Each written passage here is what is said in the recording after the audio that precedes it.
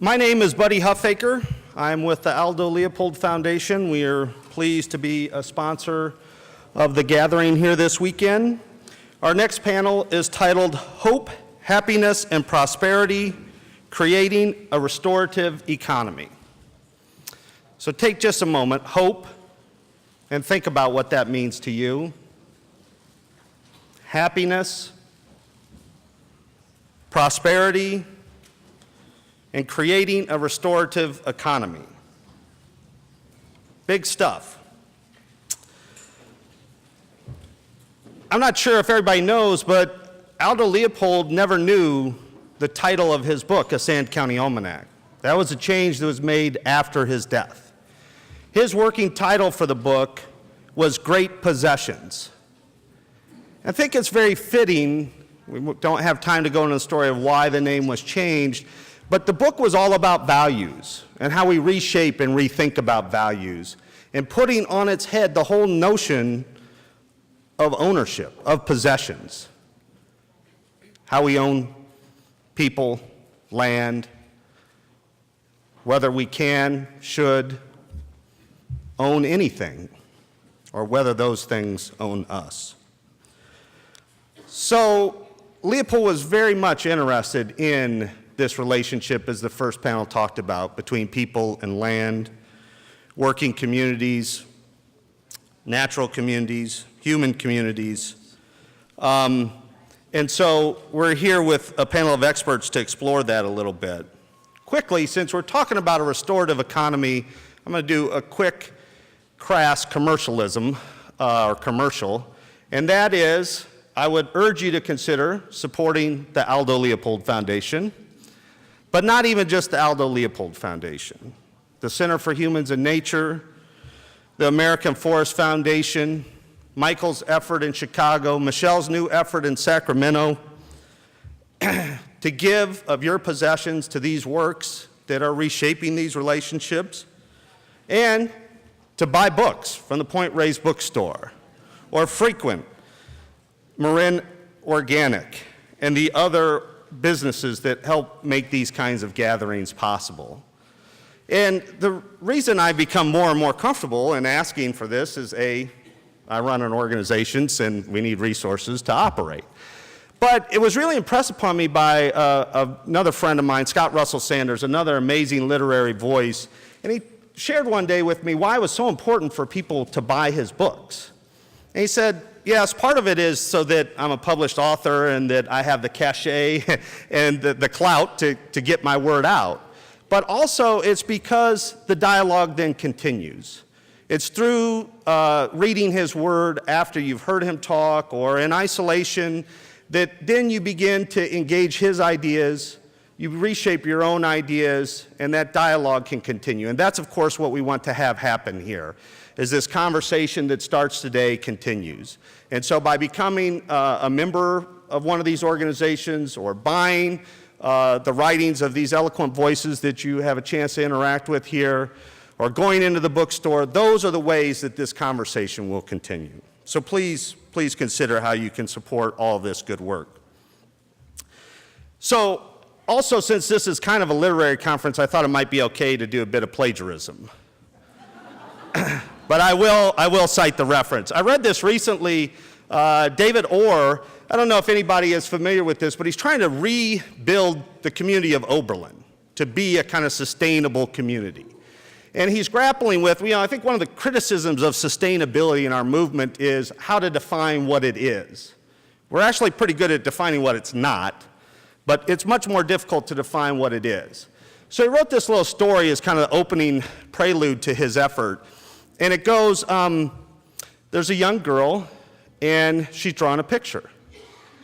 And her father comes in and says, well, what are you drawing? And the little girl says, I'm drawing a picture of God. Father says, okay. Well, you can't really draw a picture of God. Nobody knows what God looks like. And there might be lots of different gods. So, it's very difficult to draw a picture of God. She says, well, when I'm done, they'll know what it looks like. I can imagine having the same conversation with my daughter, actually. But I think that's what we're about, is we're still drawing pictures about what sustainability looks like, what this concept of a land ethic looks like in practice and in place. And that's the great work that is in front of us. Leopold actually, and it's very, very difficult and challenging work. And Leopold, near the end of his life, in a letter to Bill Vogt, wrote, "Though the situation is hopeless, it should not prevent us from doing our best." And I think that's at times what we feel like, but it is in that work, in that venture, in that drawing, that we create new possible futures. So with that, I'm going to introduce our first speaker, Julianne Lutz-Warren, who is a conservation biologist, an environmental historian. But as Michelle Stevens was talking earlier, I realized probably the biggest compliment I could pay her is that she was one of Nina Leopold Bradley's favorite people in the world. So with that, I'll let Julianne come to the podium.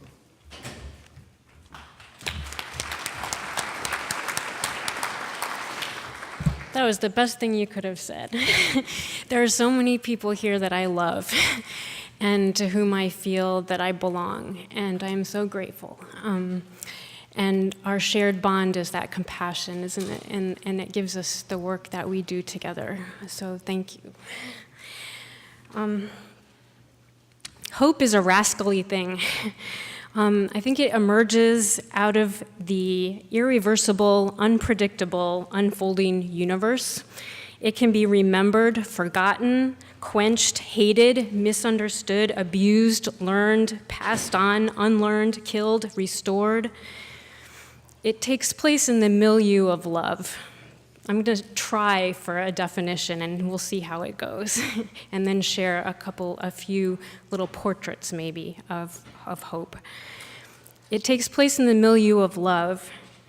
Hope is a gift that's given when interagency and interdependency shimmer in disequilibrium, like what holds a star together, and it encourages desire's work.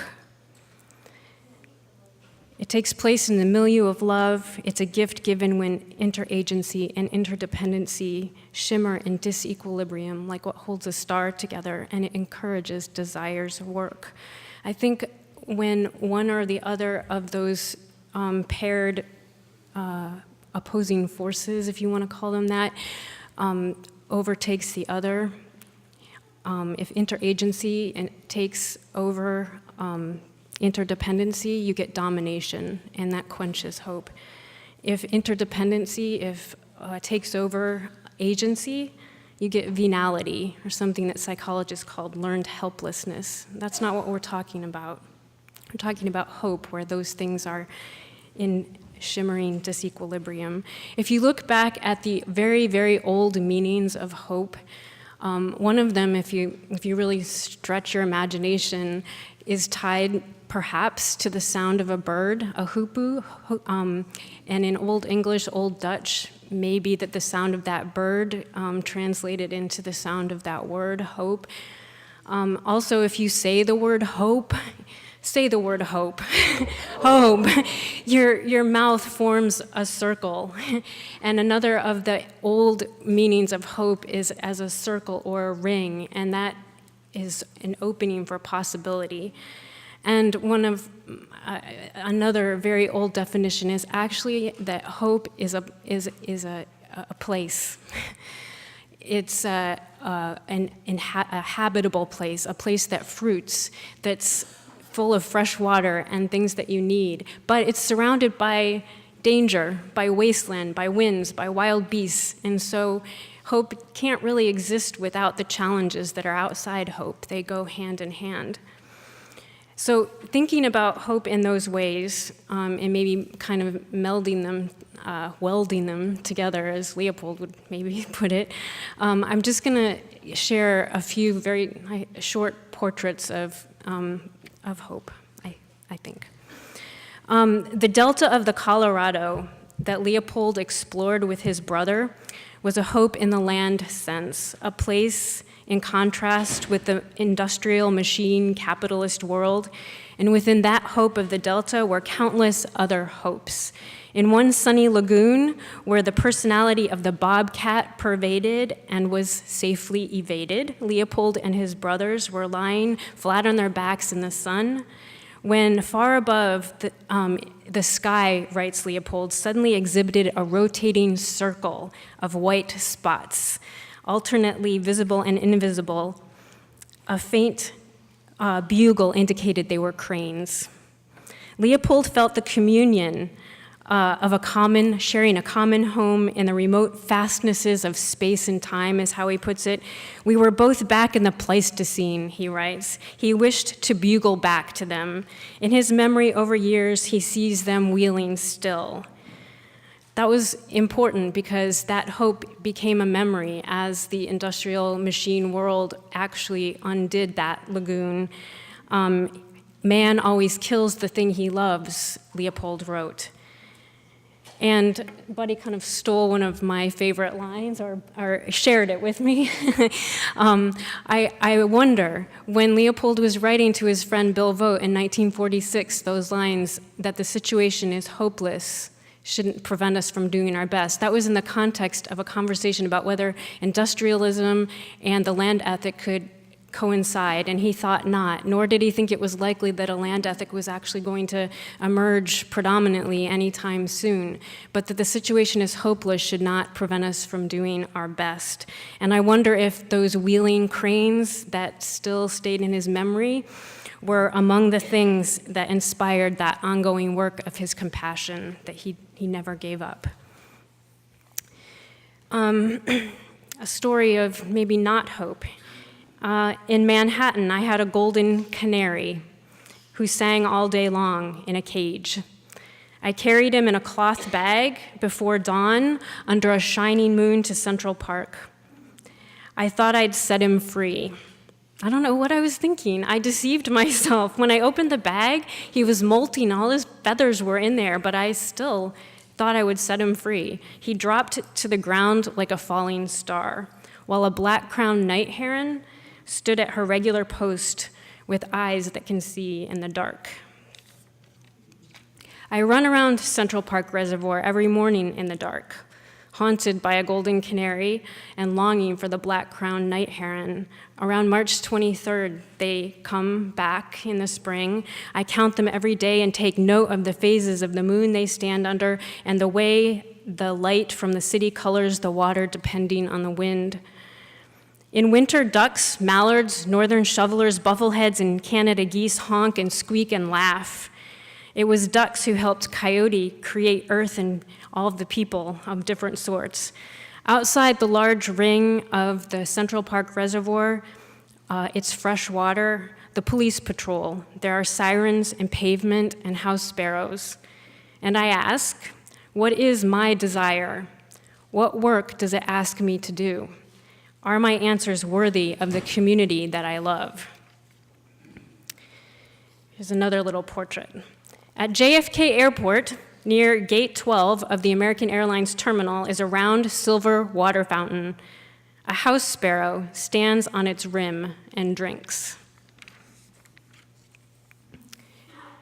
And one other.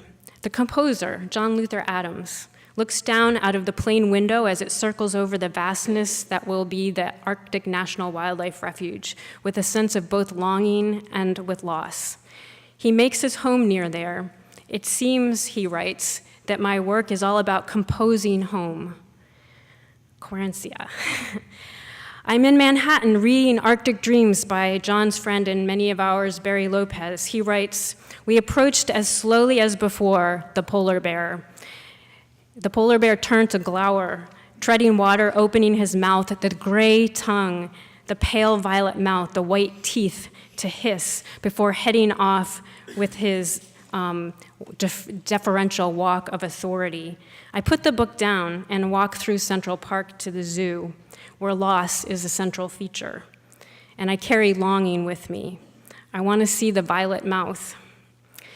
Ida happens to be lying below the lookout point. She's sucking her paws. She yawns right below me through the plexiglass, ringing a space in Leopold's words, unnatural, tame, and confined. Her tongue is gray, and her mouth really is violet. It's still wild, untamed, free. I dream of the Arctic. And I'm going to skip this one, but I would just like to recommend anyone who wants to really contemplate hope, go back and read The Old Man and the Sea by Hemingway. It's just incredible. Last is a story that it's just a mess. If you saw my notes here, it's just a mess because I'm still in the midst of it. And it has to do with this earth as our hope. The earth is our great hope, right? And it's surrounded by waste that it is emerged out of and that it depends on. That's entirely natural, wild, and free. Sometimes I cry when I stand in front of my students at New York University, undergraduate students, 19, 20 years old. They were born into this earth that we've dominated. I tell them that I'm sorry. And we go out and we look at birds. For some of them, the first time they've ever thought of looking at a bird. I try and give them the opportunity to listen to a white-throated sparrow sing. They are in New York during the time that bridges the spring and fall term, and they bridge and make a circle between Manhattan and the boreal forest in the north. They connect their range all the way to the tar sands of Alberta, Canada, which is under great threat. So a lot of us have taken to the streets. Here are some of the chants as we walk around the White House. Students and people from all over the place, 50,000 people a few weeks ago in Washington, D.C., at the rally for going forward on climate and asking the United States and everyone else to please not mine those tar sands. Hurricanes and piles of rubble. We don't want more climate trouble. Hey, Obama, we don't want more climate drama. That's a catchy one. One of my students made that one up. Hey, Obama, we don't want more climate drama. All right. Bank of America, bad for America. Bank of America, bad for America. How about this one? What does democracy look like? This is what democracy looks like. What does democracy look like? What does democracy look like? Yeah, and I think it's what hope looks like too, as we circle around. The bodies of those students, every one of them is a body of hope. And we sit around a table and we dream together and we work together. And I've learned from them about how to listen, to build consensus. From the Occupy movement, the process of, do you all know what twinkling is? Yeah, if you agree with what somebody's saying, you do this, twinkling. And a conversation will go forth until there's consensus. And in this group at New York University, everyone twinkled at the idea that what undergirds us is compassion, that's what holds the community together, the community that is shouting about Bank of America, the community that's shouting about democracy, the community that's shouting about climate. We're all coming together. For a long time, Leopold was so frustrated by the fragmentation of the conservation community, and that fragmentation has continued. But in the past couple of years, there are things coming together, and that is very exciting. And that the situation is hopeless shouldn't prevent us from doing our best.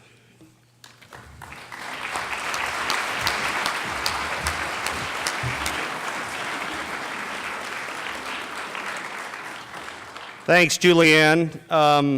Our next, if Julianne touched on hope, our next speaker is kind of an expert in happiness. And I think Leopold was challenging us to think about the concept of generosity, and we've talked a lot about him letting loose the land ethic and sharing that.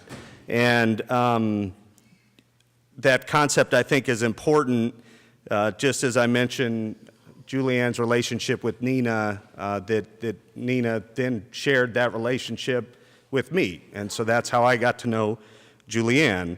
And our next speaker, John de Graaf, you could describe him as an author, filmmaker.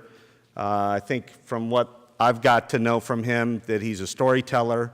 And this is a relationship that has been shared with me through Steve Dunsky. So with that, I invite John de Graaf to the podium.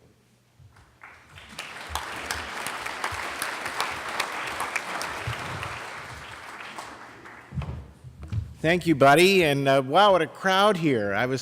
I'm hoping that none of you thought you were going to Mendocino for the Geography of Dope conference and turned the wrong way on Highway 1. But however you got here, I'm really it's great to see all of you. I also want to thank my hosts, Richard and Doris, for their wonderful place and the opportunity to be here. I spent a little time at Point Reyes at Mesa Refuge, the writing center here, a few years ago, and one of my closest friends lived here, and he died 2 years ago, John Rowe, just about this time, and I just want to kind of commemorate his memory. A new book about of his writings has just come out. I encourage you to look for that book, and just an amazing guy, and I can't come to Point Reyes without really thinking sadly about John. I used to come to Point Reyes when I was a kid because my father was the director of lighthouses on the Northern California coast for the U.S. Coast Guard. I grew up in San Francisco, and he would check the Point Reyes lighthouse on occasion and take me along, and then we would go for a hike on the beach. He also introduced me to the Sierra Nevada, and particularly my playground, which was Yosemite. Took me up there backpacking when I was very young, and by the time I was in high school, in fact, after my freshman year of high school, my father drove my best friend and I to Yosemite at the end of the school year and dropped us off.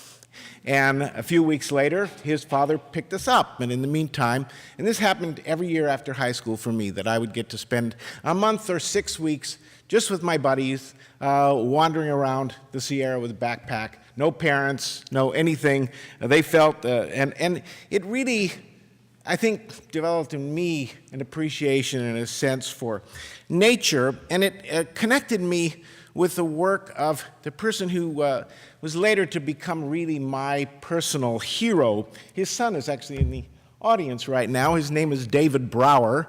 Many of you, I'm sure, are aware of that name. And in fact, David Brower was perhaps the person most singly responsible for creating the Point Reyes National Seashore. And if you've ever seen the photo with John F. Kennedy signing the bill for the Point Reyes National Seashore, you see the big smiling face there in the background, and that one is David Brower with the white shock of hair. He was certainly an heir to the wisdom of Leopold, and he had a huge impact on me. And one of the things that I remember most is that Dave Brower used to give what he called his sermon. I'm going to sum that up in just 1 minute, the 1 minute version of the sermon. Dave Brower took the age of the earth, estimated at about 4.6 billion years, and he compressed it into the biblical week, the 7 days of, if you will, of creation.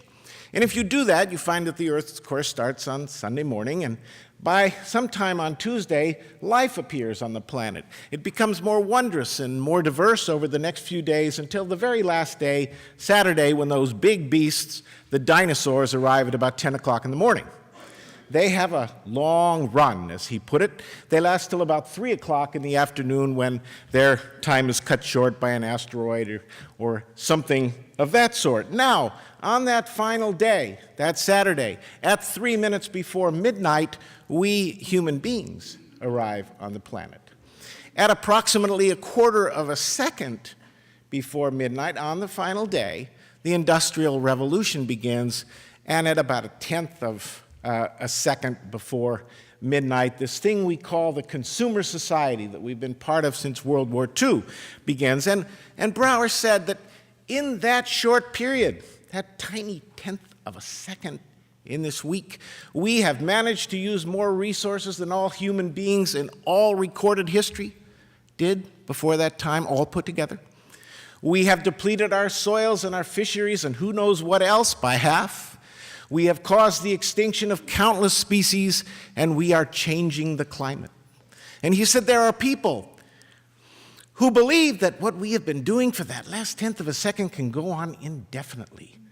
They are considered reasonable, normal, intelligent people. They run our corporations, they run our government. But they are stark, raving mad. They are stark. We can't grow on like this. We can't do it. The earth is not going to support our growing on like that. I took that very seriously, and all of my work, I think, is imbued with that sense that we have got to learn to live within the limits and means of the earth. Led to films that I did, one for PBS called Affluenza, about our consumerism as a society and the impact of that. But I think in order to confront all that, we can't simply tell people, oh, let's get grim and sacrifice for the planet, because unfortunately that doesn't work. And we need to say that the kind of life we're talking about actually will be a better life. Simpler, yes. Less consumptive, yes, but happier, but better. And that we are already sacrificing so much for this current way of life. And one of the things we're sacrificing is time. As we more and more pressured, and people have less and less time to do things, and children have less and less time to appreciate nature. In fact, today's children spend only half as much unstructured time outdoors as children did a generation ago. That has enormous implications. We need to change that. One of the reasons is because Americans in particular are getting less and less vacation time. Families don't have time to go out with their kids. I'm doing a film on that right now. I had the great opportunity of going not long ago to Yosemite and spending time with wonderful Ranger Shelton Johnson there, who you may remember from the Ken Burns series on the national parks. And we went out and talked to people about how short their vacations were. We talked to a family from Los Angeles who comes up to Yosemite every year, but only for a week, because that's the only amount of time that they can get off. And the father said, you know, the kids coming up here yesterday from LA, they were so excited. They said, Dad, we get to see the stars tonight. We get to see the star. And for city kids like that, that's something special. So I worked in 2009 on a campaign to create a paid vacation law in the United States. It was a bill submitted by Congressman Alan Grayson of Florida, very modest, would have given 1 to 2 weeks guaranteed vacation time to American workers who are among only 5 nations in the world that do not get vacations by law. Though the other 4 are Nepal, Burma, Suriname, and Guyana. That's it. We made a modest proposal. You would have thought we were calling for the destruction of Western civilization. As we know it, I was on Fox News. The guy pointed to me and he said, you want to turn America into a 21st century France. As if we were going to force everyone to appreciate good food and wine. But every time we would raise these kind of points, the reaction from people would be, what will that do to the economy? We won't be able to compete in the global economy. And I felt we need to ask a different question. You know, Thomas Pynchon in Gravity's Rainbow says, if you can get people asking the wrong questions, you don't have to worry about the answers. But the question we need to ask, and I ask in my most recent book, is what's the economy for anyway? Are we here to serve it? Is it here to serve us? And I answer that question through the lines from Gifford Pinchot, the first director of the U.S. Forest Service, who really looked at the purpose of our economy, of his work, as the greatest good for the greatest number over the long or longest run. And by that, using that, I mean greatest good, a happy life, a high quality of life, a healthy life, a life filled of connection and care and fun. And for the greatest number, that it's a fair one, that it extends to everyone in our society, that everyone has those opportunities, that we no longer have these vast gaps between rich and poor that we see today. And finally, the longest run is about sustainability. Can we make this possible for generations to come? And Leopold extended that whole idea of the longest run and the greatest number to include all the species that we share the earth with.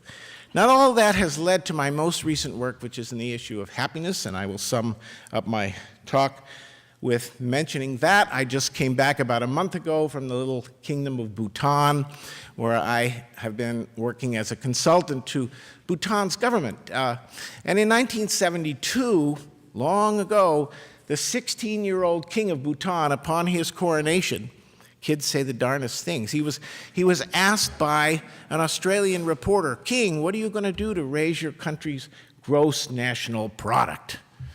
And the king said, "Well, with all due respect, sir, I think gross national happiness is more important than gross national product."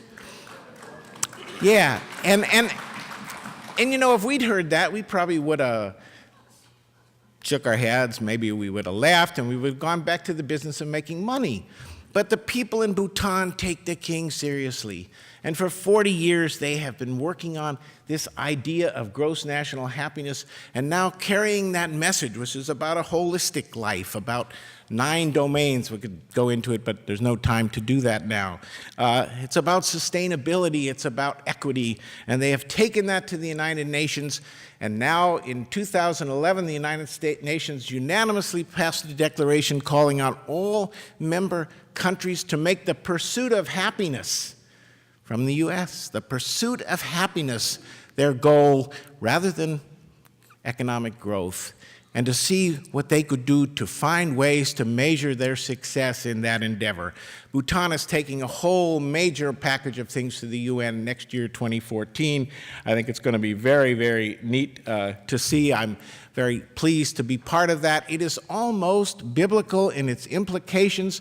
One of the world's tiniest, poorest countries is now showing the world's richest and most powerful countries how to live more richly. And I encourage you to look at that. I encourage you also to look at the website happycounts.org. That's the project that I'm currently involved in measuring happiness here in the United States and trying to get us to think about it as including health and sustainability and social connection and all of those things. Finally, in January of 1912, over 100 years ago, on the 11th of January, thousands of workers, most of them women and most of them immigrants, left the textile mills of Lawrence, Massachusetts, to march in the wintry streets of that city, demanding an increase in wages from 16 to 18 cents an hour and a decrease in their working hours from 56 to 54 a week. And the story goes that those women carried in front of them a banner which read, "We want bread and roses too." The bread standing for the higher wages that they needed at the time for their families, but the roses standing for the shorter hours, the time to smell the roses, the time for art and love and beauty their drudging spirits never knew in that song that Judy Collins has popularized. They knew even then that although they needed bread, they needed all those non-material things that make life valuable. I think since World War II, we've let the roses wilt. We've forgotten about that side of life. I think it's time to water them again. Thank you.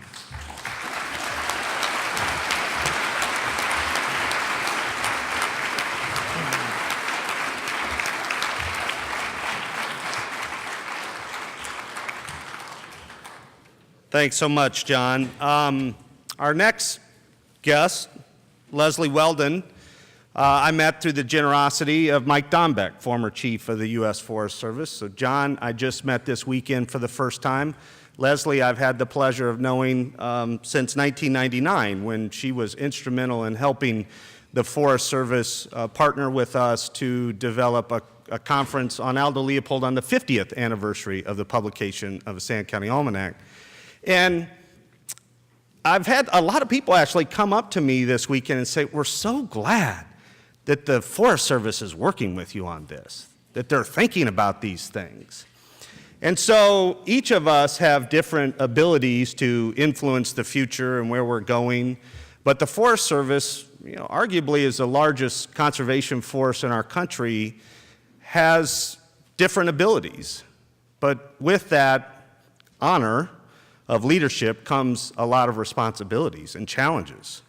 And Leslie, as the Deputy Chief of the U.S. Forest Service, feels that pressure no better than anybody else as she wrestles with the realities of managing 190 million acres and having some responsibility for the stewardship of our nation's forest. So if John reminded us of the power of asking the wrong questions, the corollary is also true, the power of asking the right questions. And I feel very good to know that Leslie is part of that leadership that is asking the right questions.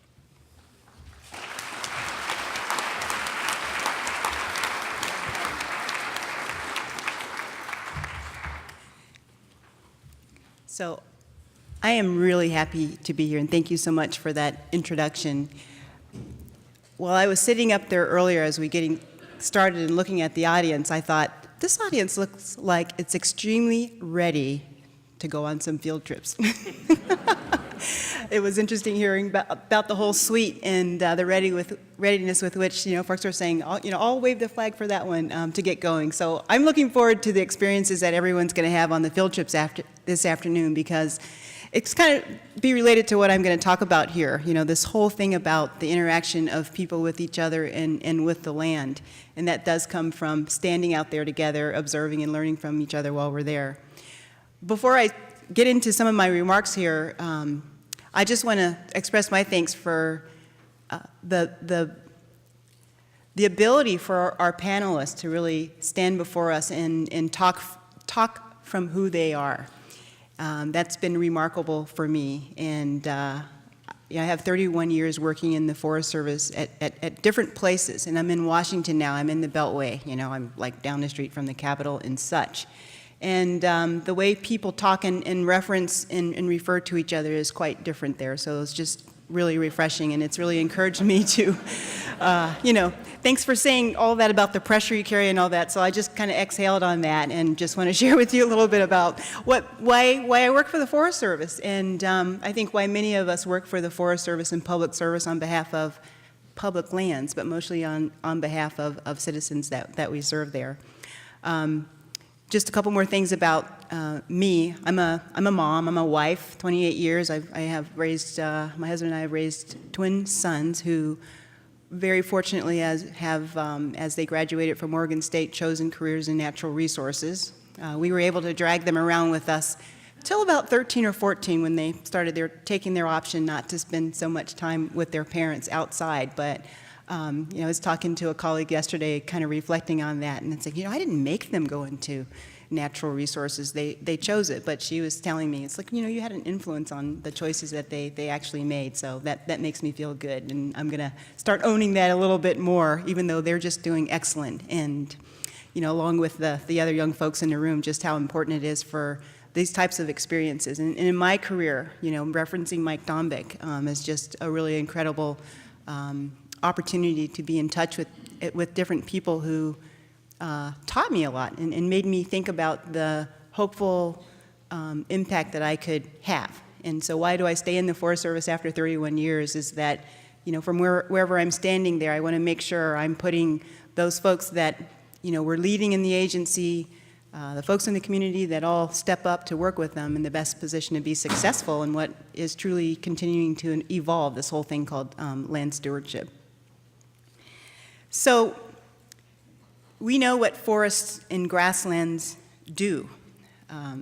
I wrote on my paper here, I stand before you as a public land manager, and then I reflected on what Michael said this morning. It's like the forests and grasslands are open whether or not, you say they are. The forests and grasslands, they do what they do whether or not we say. They give us clean air, they give us clean water. They support, thousands of species, some we see, some we can't see. They provide us with the things that we need to live. They provide us with experiences. Some provide us with income, through the different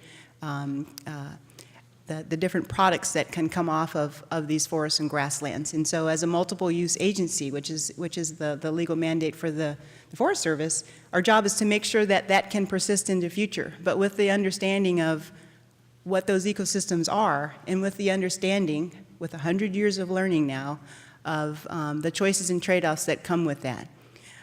We in the agency are really in a mode of restoring watersheds, restoring forests, restoring function.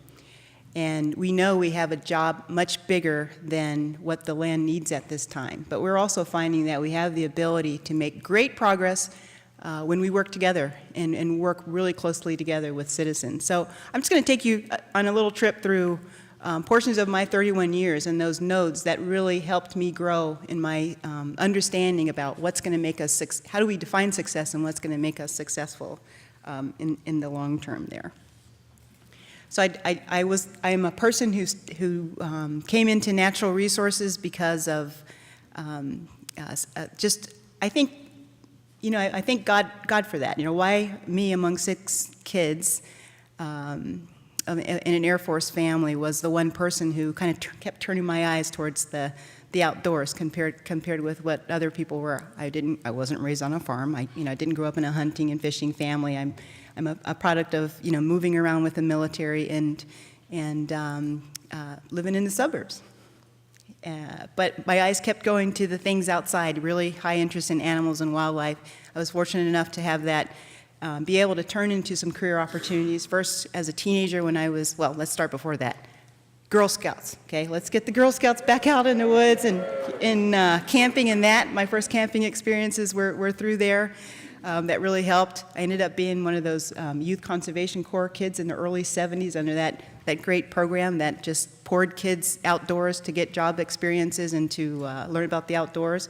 And it was through those experiences that I said, this is what I want as my career. And then thankfully was able to go ahead and pursue that. So I started with the Forest Service way back in 1981 on the Mount Baker Snoqualmie National Forest at a time where the agency was just topping into that period of time where we were high development, high timber production. I in my professional career, we moved in through fisheries. And so when you talk about this restoration framework, my first jobs were to restore fisheries habitat for salmon and steelhead in some of the drainages that went into the Puget Sound. And the reason why we were restoring them was because in a series of years before, it was the consensus of the community.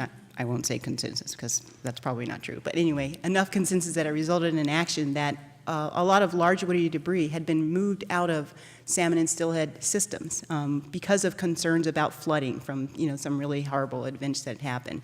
So I arrive and I'm like, well, where are all the fish? I worked in restoring habitat in areas that had no salmon or steelhead because their habitat had been greatly altered. So my work and my job was to determine how to put that structure back in there through mostly artificial kind of structural means. And eventually the realization came that the ecosystems and the watershed themselves are what are going to result in restoring that stability over time. How do you let it do that? So my fisheries mentor was a man named Jim Doyle, and I still stay in touch with him. He's retired now, but the passion that he had about what's possible and the need to work together in those areas, in that time frame of just great change from realizing that there's things that aren't sustainable that really influence us within the Forest Service in our move towards the tumultuous moves, I would say, towards getting on that footing of ecological sustainability. Fast forward a number of years, I was a district ranger on the Bitterroot National Forest, which is south of Missoula in the Bitterroot Valley, Selway Bitterroot Wilderness, the Bitterroot controversy. We were talking about Arnold Boley this morning and sort of the controversy around clear cutting and the need to shift to a different way of looking at our landscapes and integrating ecology into those. I, on our ranger district, got my great introduction and great encouragement on pulling people together with very diverse interests in a room to talk about what kind of choices we need to make for a landscape that we were beginning to understand more, the role of fire in these mixed western forests. And there is a woman for whom I am forever grateful. Some of you may have know of her. Her name is Doris Milner. And she was a stalwart conservationist in that part of the world and had a lot to do with establishing and help establish the Frank Church River of No Return Wilderness, and a long-standing member of the Montana Wilderness Association.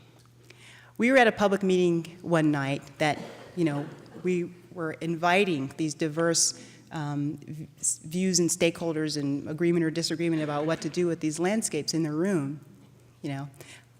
Forest Service, we're hosting the meeting, and then things are just flying this way and flying that way about what should happen and who should do what. And, what I did, 20 years ago, I'm the Forest Service, so I finally took ownership for that. It's like, well, 20 years ago, I was like 12, what? But standing up for the Forest Service and, seeing the spot on the hill that people would refer to on that project that just shouldn't have happened, Doris stood up in this fray, and she just said, now, wait a minute. I think you should slow down and listen to what the Forest Service has to say.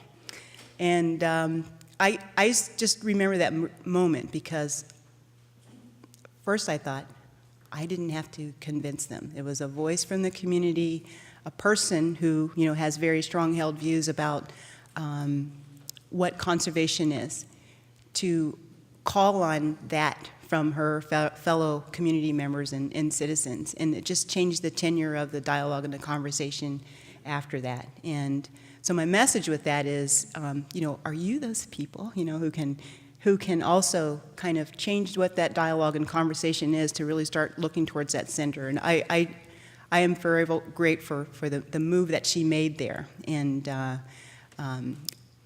what I want to see, and what I'm always glad when I do see, is those other individuals who are really the people that are being served by the Forest Service on behalf of these lands in the role that they play. So that has been something that really helped me to continue to kind of look and see that it's not about what an agency called the Forest Service or Fish and Wildlife Service or Park Service says is the thing to do. It's what is this community of choice that we're up for making.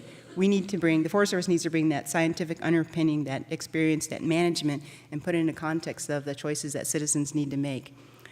Another individual, fast forward another, let's see how many years, another 12, 11 years, is a man named Tim Lilleboe. And this is a time when I was working on the Deschutes National Forest as forest supervisor, in an era where the wildfires were just really changing size, scope, scale, the impacts they were having adjacent to communities where people live. We knew we had to do something different in the way that we were getting our work done to reduce fuels, to protect communities, and to make sure we could put those landscapes on a better path for the long term after so many years of fire suppression. He's a person who works for a environmental group called it's called Oregon Wild now, but basically, that Oregon group that was there to be the watchdog for what's happening on federal lands. And he, again, was the person that, rather than only taking the position of it shouldn't happen, straight into that middle ground and says, well, here's what I'm willing to consider that could help us to meet these goals. We have social economic goals we need to meet because people need to work. We have conditions we need to change out there, and doing nothing is not the solution. A very brave man. He stayed in conflict, but was not thrown out of his state's organization. And the model that got started there for, again, bringing people towards the center is something that's really in play in many, many other places in the service because of other people who said, you know, let's figure out what that middle place is and how we can move forward. And so as I think about that today and moving to the future, there's just been I would call a great awakening, are the words that I'm really compelled to use about the power and influence that the agency's taken a different posture around how decisions are made, and the welcoming and the invitation that's being received and even prompted by citizens to really be part of how we come up with solutions on sustainable management on public lands. And I know we will only be successful, and the we here is public land managers, Forest Service, otherwise, if we put ourselves in a place where we can define our outcomes based on that level of engagement into the future. And that gives me a lot of hope. You know, the thing that has made me happy and hopeful about the future for the natural resources that we are responsible for, even in the face of great change and challenge coming towards them, is this move that we see within society to really step forward and step into that responsibility that we have. And with that, I'm going to close and pass it on to our last presenter here with Buddy, and then look forward to just being in some dialogue with you on that. Thank you so much for listening.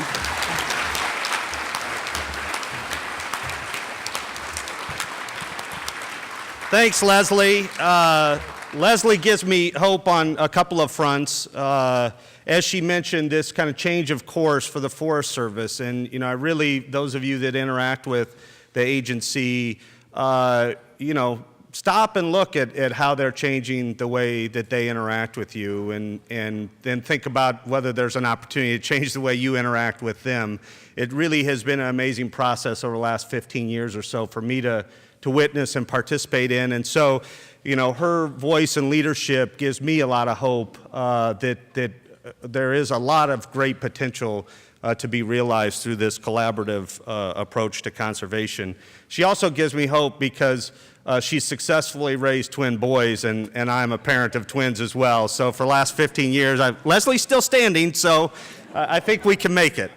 Our last speaker, Gary Paul Nabhan, I've come to know him through the generosity of Kurt Miney. And I'd have to say, really, a lot of my career is based on Kurt's generosity of sharing who he knows and what he knows.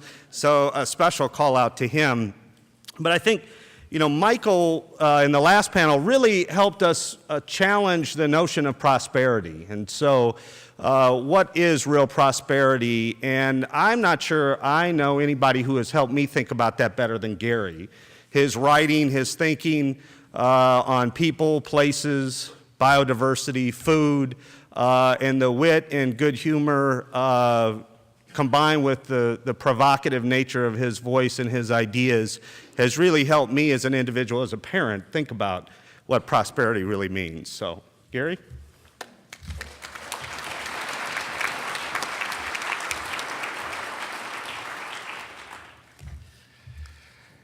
Where are the most urgent needs for healing the land and healing in our communities? Take a minute and ask yourself, if you had a limited amount of time, where would you focus the healing that you feel you can be part of? In this community, in the communities that you've lived in the past.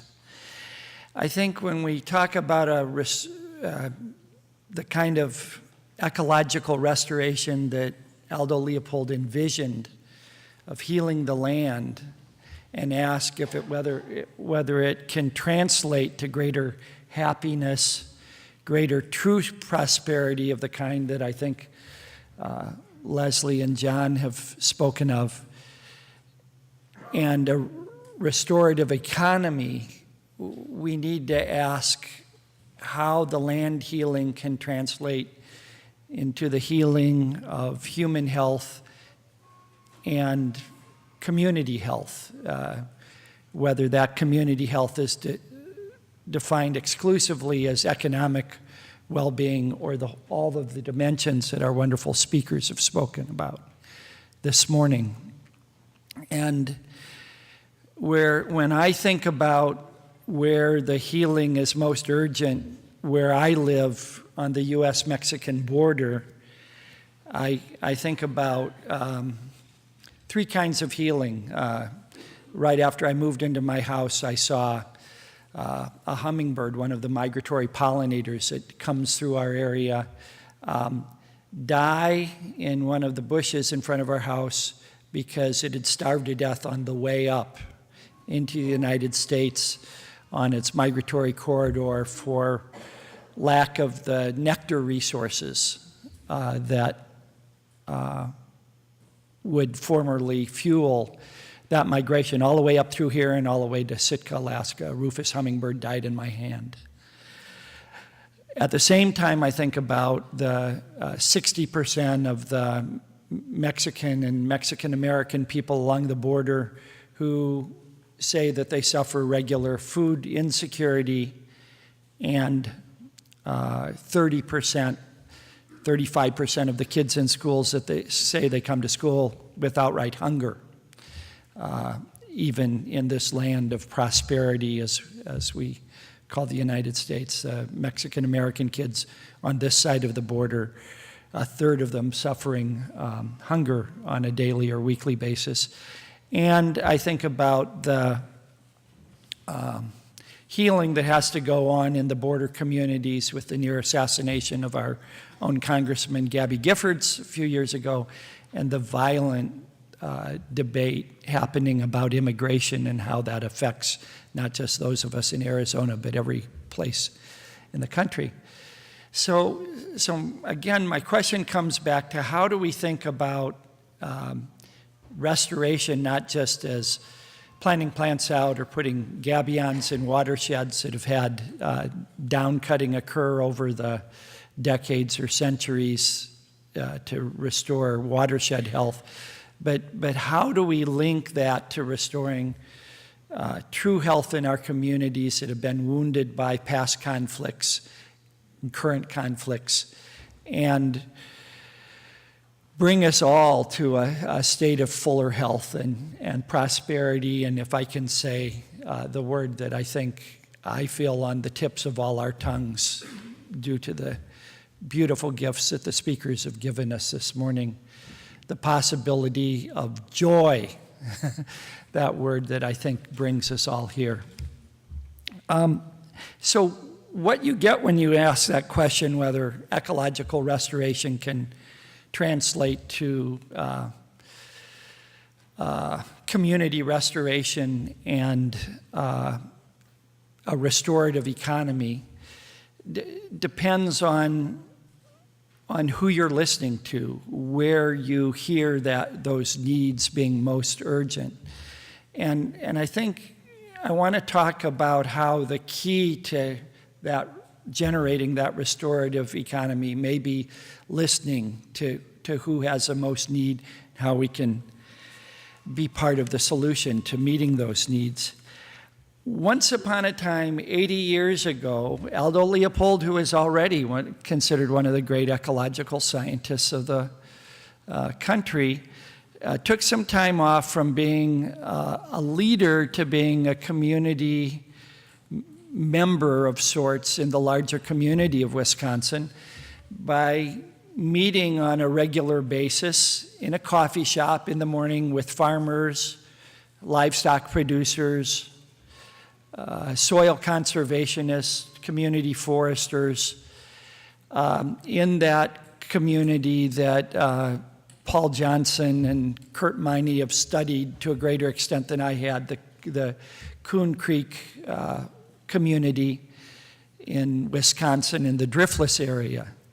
And so here's a guy at the height of his professional career driving out of Madison and sitting in a coffee shop and listening to farmers and other people about what they wanted to do given the state of gully erosion, the depletion of wildlife in that area. And rather than being in the command control position in that situation, he listened. He listened like he'd listened to those birds that he drew when he was 11 years old in Burlington, Iowa. And some of those meetings were weekly, getting people together in a rural coffee shop just to listen to one another and build consensus on what should be done for their land and the community. That consensus has built into what they then called the cooperative conservation movement, into something far greater that I think is the greatest thing that's happened in the last 30 years in conservation, and that's the community-based collaborative conservation movement that Susan Flatter referred to yesterday in terms of Paul Hawkins' idea of the blessed unrest, that we now have more grassroots organization interacting for social justice and environmental justice in their communities than ever before in human history. It's the largest voluntary social movement in human history since the beginning of the species. Okay? That movement there in the Coon Creek watershed voluntarily involved 400 farmers and 200 other workers in that community to restore over 40,000 acres of land. So the question is, 80 years later, did that really help the community economy of the Coon Creek, Kickapoo River, driftless region of Wisconsin? The remarkable thing that Kurt helped me realize is that now that same area is one of the core areas for this incredible co-op that many of you have heard of called Organic Valley, that had names, other names early on, the organic produce pool, when farmers started to gather together to think about, now that they restored their land, how can they restore their economy. And that very same area that Leopold worked in 60 to 80 years ago is now one of the most thriving rural economies in the United States, with Organic Valley generating over $70 million of annual revenues to the farmer shareholders, involving over 1,200 farmers and helping healthy food reach hundreds of thousands, if not millions, of people. So there's a time lag before we restore the land to when it spills over into restoring our economies and our human health. But I think the very area that was the seed of the collaborative conservation movement at Coon Creek has played a key role in showing that there is a tangible connection between these two. That's inspired me to sit in a coffee shop once a week in a town of 800 people called Patagonia, Arizona, 10 miles north of the border, in one of the poorest counties in the United States, 30% unemployment after the 2009 downturn, 30% of the houses vacant, average household income $18,000 a year, $18,000 a year, and 2 out of 10 people living in Nogales, the county seat, undocumented, so-called illegal, fearing that if they ask for government services to feed their kids or go to a health clinic or whatever, they might be arrested and exported. So a real need there, and we listen each week to the needs of farmers, ranchers, and other people that come to this meeting in our little coffee shop 80 years after Aldo Leopold and his friends made that same kind of gesture. There's farmers and ranchers there. There's restoration ecologists, people that run after school programs for kids who don't get enough food at home, conservation biologists, rural sociologists. And what we're aiming at is what we call food chain restoration, restoring the chain so that the consumer, I hate that word, the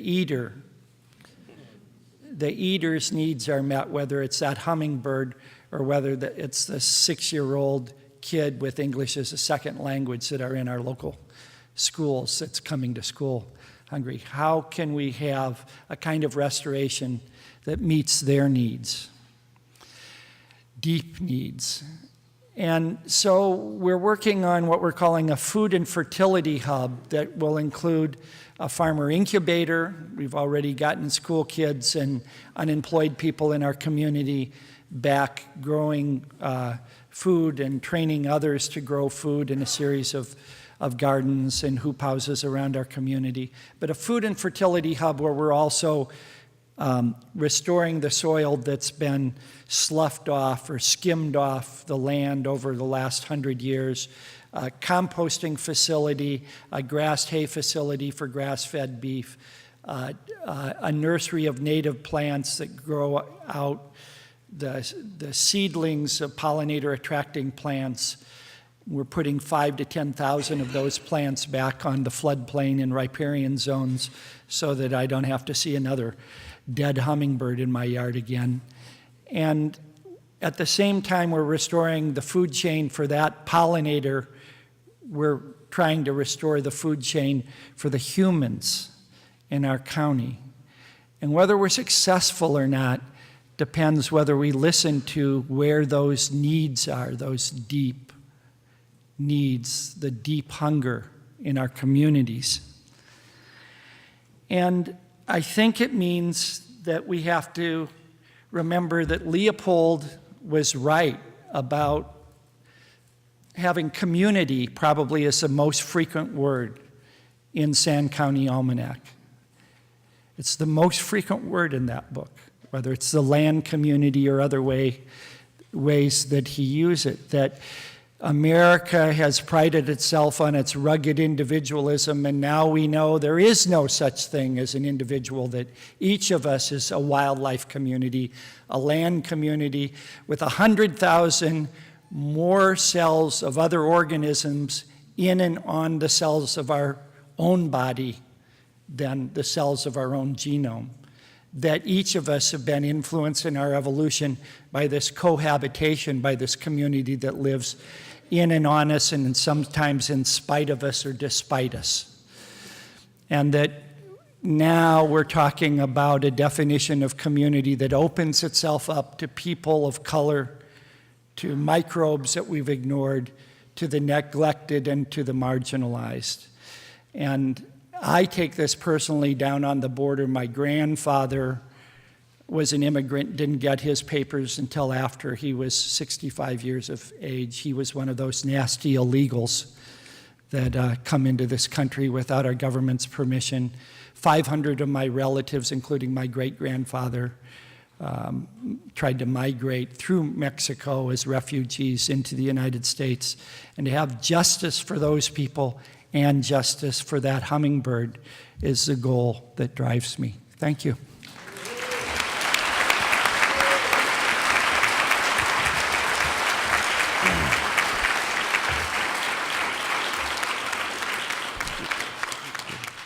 Okay. Steve says we have time for questions. Are you sure? How are the field trip? I know how the field trip organizers, the lunch folks, are probably getting jittery here. Let's do one question. One question.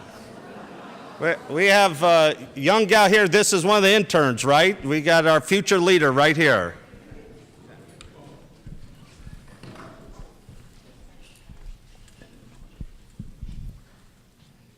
Hi. Hold on.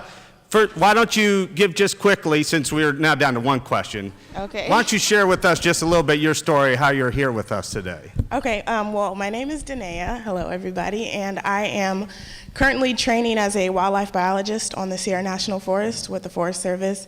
And I'm also a student at California State University, Fresno, majoring in biology with an ecology, evolutionary biology option. So.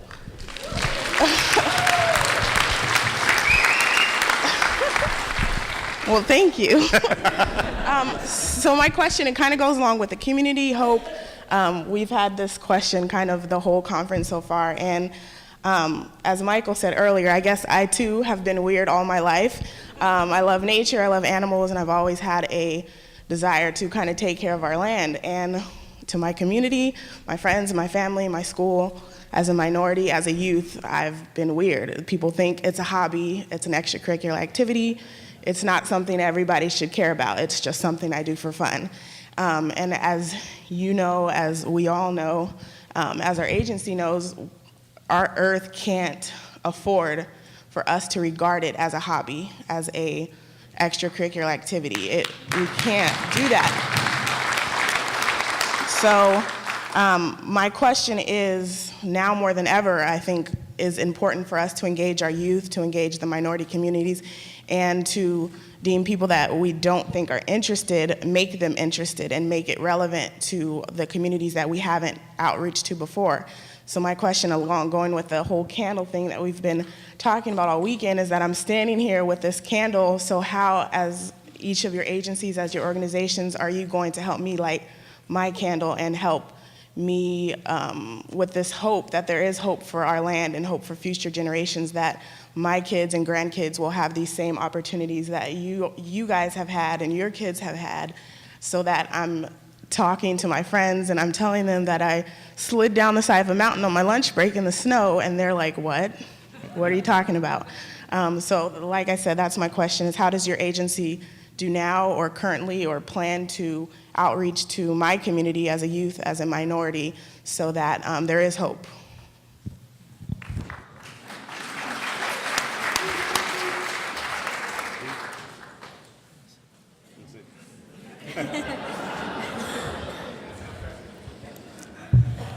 Just a couple of, thank you so much. That's a wonderful question. That's a question of the day for all of us. One thing that I think is happening very interesting within the Forest Service is work that we're doing to dive into what will it mean for us to be effective in the future in serving the public. And we know right now, you know, being weird like you, most of the places that we deliver services for the Forest Service are in places where there's very little diversity in the communities. So we've had this time period for a long while where the people who come to the table, you know, don't represent the full diversity of the country. We're no longer thinking that it's okay to persist that way. You know, there's this one line that says, "But what difference will it make?" And that someone said earlier, if you keep asking, the wrong questions, you're not going to worry about what the answers are, So we've turned that around, and I would say we're on a journey to say, what difference can it make for the outcomes for everybody if we do expand what we call who's at the table, who's understanding and benefiting from the suite of services that come not just from national forests and grasslands, but from wildlands. And our actions and where we show up as an agency need to adjust and change for that. So part of it is, how do we build a workforce that looks like us, all of us, I should say, and then how do we make sure that we are doing things differently to really reach out and have the benefits that flow from having national forests and grasslands as a legacy in this country be something that folks can first know about and then choose how they're going to understand and appreciate that. So, those are things, but it really needs to transition into precise actions that are touching people differently than what we're doing now. And we won't be able to do that by ourselves. I look at the types of groups that are representing in the room, and those are the places where that reach can extend. But it's not an option anymore. It's just not an option anymore. Karen? I'd like to say something that you're not just a fellow or an intern, you're also a potential mentor for younger people already, who then in turn are mentors for younger people. So some of the kids I worked with said, let's have our own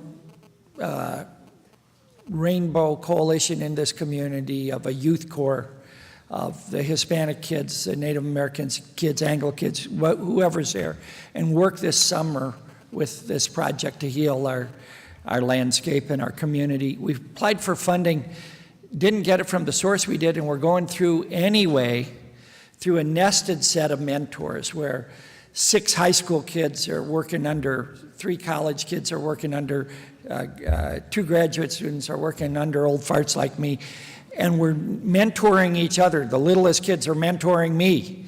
And the point is, it's a Earth Care Youth Corps that's not sponsored by anyone except the community. Draw on the resources that you have in your community, the wisdom that's already there, the fire in the kids, and let that fire inspire the older kids that may have some knowledge, and make it happen, whether there's outside funding or outside support or not. Make it happen. John? Just quickly, I have the opportunity, and it's a wonderful opportunity to do lots of speaking on college campuses. So I'm regularly doing that around this whole National Happiness Initiative that we're involved in. Again, happycounts.org. We have a survey we work with campuses and communities to do. And we find that it gives people a real opportunity to ask a lot of the right questions, to get engaged in a conversation. We also have had, through the Seattle Department of Neighborhoods, we had the opportunity with a grant to translate that survey into about 10 different languages, including the primary immigrant languages in the city of Seattle. And then we've been working with the leading immigrant organizations in the city to survey their populations and engage in conversation regarding that. And one of the things we find, sadly, is that among those immigrant communities, the life satisfaction scores are some 10 to 25% lower than in the community as a whole.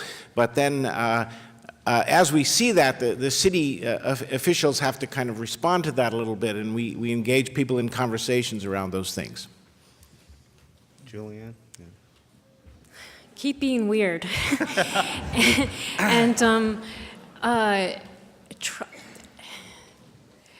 if you can organize other weird people with you towards a common goal and create a community that is based on that intimacy and joy you have with the land, and on that common goal that you develop, people, they want to belong to something so beautiful. So, Savor the weirdness and pass it on. I just also make an offer for everybody to introduce yourself to Danae, and what?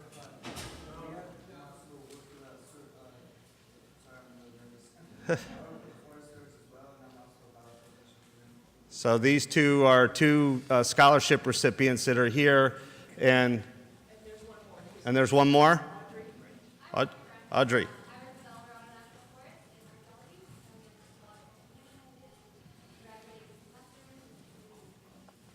So introduce yourself to them, offer your resources, be generous of yourself and your abilities.